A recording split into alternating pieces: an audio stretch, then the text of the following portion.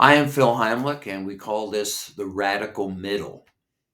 When I did the first podcast in this series, I said that I believe drugs should be legalized.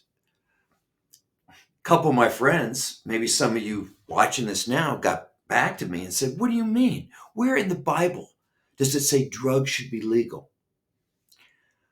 To shock you even more, I think prostitution should be legal. Now you're thinking, Phil, prostitution is a sin. It says so clearly in the Bible. How can you support it? I'm going to address drugs and prostitution separately in upcoming podcasts, but for right now, this is what I want you to think about. Just because something is wrong or sinful, does that mean it should be against the law?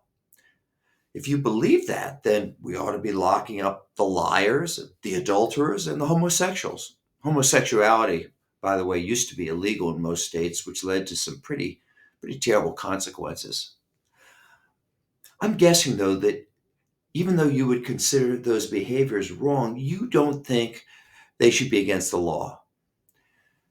What I mean is, you intuitively recognize that just because an act is wrongful doesn't mean it should be a crime. You understand that making the worship of idols illegal would create more damage than the acts themselves. So my point is, this is what I want you to think about. How do we decide which conduct should be illegal and which should not? And don't tell me because the Bible's against it.